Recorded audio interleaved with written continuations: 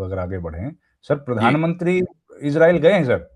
जी। तो वहां पे क्या हुआ है, आपको आपने देखा ही होगा, वहां इजराइल में गए तो संसद को संबोधित करने के लिए तो ओपोजिशन ने वॉकआउट किया, लेकिन पीएम मोदी के लिए नहीं किया, जी अपने जी। पीएम के लिए किया। सर, अपने वो देश विरोधी है क्या सर वो लोग? अपने पीएम के लिए किया, इस बात के लिए किया कि वहां के चीफ जस्टिस को उस प्रोग्राम में नहीं बुलाया गया था। सर ये दो मुद्दे थे वहां, इस वजह से उन्होंने बायकॉट किया।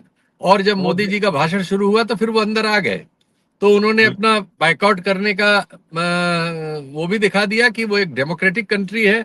इसके बावजूद कि इजराइल बहुत तरह से बदनाम देश है, उसकी जो अंतर्राष्ट्रीय नीतियां हैं, जो उसका फिलिस्तीन के बारे में रवैया है, जो उसका ओवरऑल अमेरिका के साथ मिलकर पूरे अरब देशों में युद्ध पैदा करने का है, वो सब चीजें आलोचना के घेरे में है। लेकिन वो अपना जो उनका जो शासन व्यवस्था है वो लोकतांत्रिक है, और बिल्कुल लोकतांत्रिक व्यवस्था में विपक्ष को जो करना चाहिए वो वहां विपक्ष ने किया, जो पक्ष को करना चाहिए वो पक्ष ने किया। जब नेशनल इंटरेस्ट का मामला आया कि विदेशी मेहमान आए हुए हैं तो उसको सुनने वो अंदर भी आ गए। ये सब बताता है एक ग्रोन अप डेमोक्रेसी कैसे रिएक्ट करती है। जबकि हमारे यहाँ विपक्ष अगर ऐसा कोई मेहमान पे कर देता तो सारा मीडिया उसके पीछे छोड़ दिया जाता भेड़िए की तरह से कि काट खाओ इनको, इन्होंने तो देश का अपमान, हर चीज में देश का अपमान शुरू कर देते हैं। मतलब वहां नेतन्याहू का अपमान हुआ, लेकिन वो देश का अपमान नहीं बना। भारत में जो भी काम होगा उसको मोदी जी की जगह देश का अपमान बता देंगे, मोदी जी ही देश हो गए हैं। तो ये एक लोकतंत्र का सबक भी आया वहां से। लेकिन हमारे यहाँ सबक लेने की कोई परंपरा तो बची नहीं है, इसलिए आया और गया। तो वो देश विरोधी कहलाएंगे सर इतिहास में तो, या नहीं कहलाएंगे? नहीं नहीं, उनके यहाँ इस तरह के काबिल पत्रकार नहीं है, इसलिए हाँ। वो वहाँ की पत्रकारिता भी सरकार की चमड़ी उधेड़ती रहती है, सरकार के तलवे नहीं चाटती। जी। सर ये लेकिन इतनी बड़ी घटना हुई है और उन्होंने क्या क्या शानदार मुजाहिरा किया है सर, मैच्योरिटी का, कि विदेशी मेहमान के सामने वो लोग साथ आ गए और अपने अपने जो विरोध थे वो भी प्रदर्शित कर दिए दुनिया के सामने। ये तो गजब तो किया सर उन्होंने। नहीं, गजब नहीं, ये तो यूरोप में, यूएस में, सब जगह ये गजब रोज होता है। हमारे यहाँ दूसरा गजब होता है कि जरा सा प्रदर्शन करने यूथ कांग्रेस वाले चले गए तो पूरा टीवी चैनल, पूरा स्पेक्ट्रम, पूरा पॉलिटिकल स्पेक्ट्रम, तमाम कथित बुद्धिजीवी, तमाम कथित पुलिस, बड़े बड़े पुलिस ऑफिसर, रिटायर्ड सेना के ऑफिसर, ये वो सब, लग रहा है कि हिंदुस्तान कहीं मतलब लोकतंत्र की जगह कुछ और हो गया है। और इतने मुकदमे, ऐसे ऐसे कानून लगा के पूरे देश में छापामारी हो रही है, आतंकवादी पकड़े जा रहे हैं, और रिमांड लेंगे, और षड्यंत्र है, और मास्टर माइंड है, और पता नहीं क्या क्या उसी में ढूंढे ले रहे हैं। तो ये सब हमारे देश में होता है, और हम इसीलिए तो विश्व गुरु हैं। हम तो हम्म। उल्टा सिखा रहे हैं अब उनको डेमोक्रेसी। हम सबसे बड़ी डेमोक्रेसी है ना, तो अब सिखाना हमने शुरू किया जी। ये और बात है अपने कि कोई स्टूडेंट हमारा बनने को तैयार नहीं है, लेकिन हम स्कूल खोले हुए हैं विश्व गुरु। अपने से 1-2 साल बाद ही आजाद हुए थे सर ये इजराइल वाले। जी जी जी जी। इनकी इनकी डेमोक्रेसी बहुत नई है हमसे तो। हाँ, लेकिन उनकी स्कूलिंग जो है नॉर्मल हुई है। हमारे यहाँ तो हम्म। जो लोग आ गए हैं अब, ये तो दूसरे लोग हैं ना। ये विश्वगुरु तो वाला सर। आजादी, ये आजादी के पक्षधर थोड़ी थे, ये तो दूसरी चीजों के पक्षधर थे। अंग्रेजी राज की सेवा करने वाले सेवक लोग थे, अब भी सही वही बात। कर रहे हैं। जी।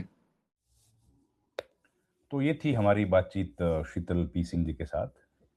देखिए, इजराइल और भारत के संबंधों को लेकर के एक अलग तरह का विचार हमेशा होता है। जब ये विदेश जा रहे थे, प्रधानमंत्री जब इजराइल की यात्रा पर जा रहे थे, तो उसके पहले और शुरुआत से भी ये गाज़ा में जो हो रहा है, जो फ़िलिस्तीन में नरसंहार है या उन बच्चों को, लोगों को मारा जा रहा है, मारा गया है, उस पर लगातार विश्व भर से सवाल उठे हैं। भारत में भी उस पर खूब चर्चा हुई है, ख़ासतौर पर जो कांग्रेस पार्टी है, उनके नेताओं ने बात की है, बाकी लोग लीडर्स ने भी बात की है कि उनको भी क्रिटिसाइज़ किया जाना चाहिए। प्रधानमंत्री वहाँ गए और उन्होंने इज़राइल की संसद को संबोधित करते हुए वहाँ पर जो टेररिज़्म हुआ, उसको मज़म्मत की। ज़ाहिर है वो सामान्य बात है, जब आप किसी देश की संसद को संबोधित करोगे, तो उन पर जो तशद्दुद हुए हैं, जो ज़ुल्म हुए हैं, टेररिज़्म एक ज़ुल्म है जिसको विश्व भर में लोग परेशान हैं, तो उसको समझने और उसको ज़ाहिर है आपको उसकी मज़म्मत करनी पड़ेगी।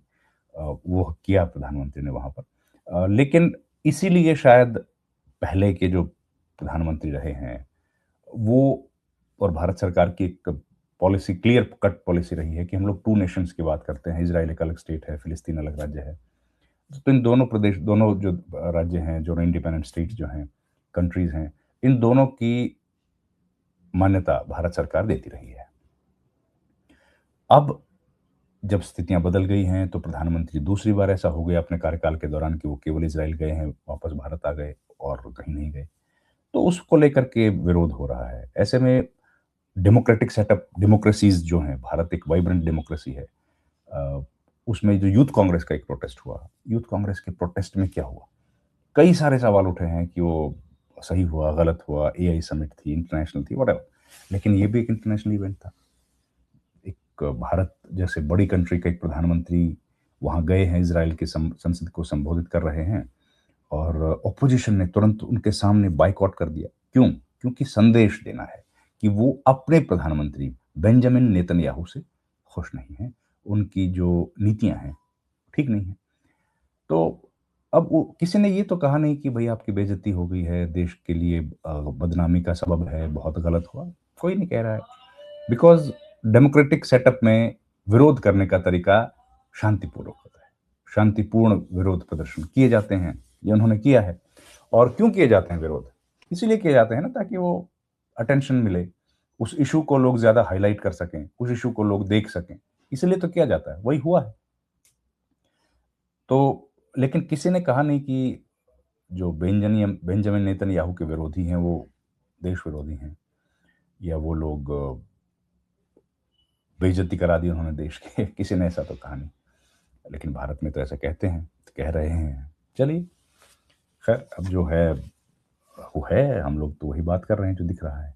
शायद वहाँ से लोग कुछ सीखें कि जो वाइब्रेंसी है किसी भी डेमोक्रेटिक सेटअप में, वो वाइब्रेंसी विरोध के स्वर को मजबूत करने में है और विरोध के स्वर को प्रोटेक्ट करने की ही ज़िम्मेदारी है सरकारों की।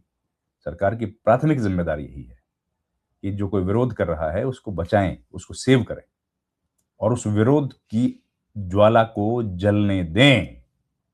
उसको डाउज़ डाउन करने की ज़रूरत नहीं है। अगर सहमति से हो तो अच्छी बात है। लेकिन उसको अगर क्रश करने की कोशिश करेंगे तो वो संविधान के अनुसार भी गलत है और अ, डेमोक्रेटिक सेटअप्स में उसके लिए कोई इजाज़त तो है नहीं। लेकिन ये किया जा रहा है, ऐसा हो रहा है, तो अब जो भी है, ये हुआ। खैर, अब इस वीडियो में इतना ही। आपका बहुत-बहुत धन्यवाद। Thank you very much. नमस्कार।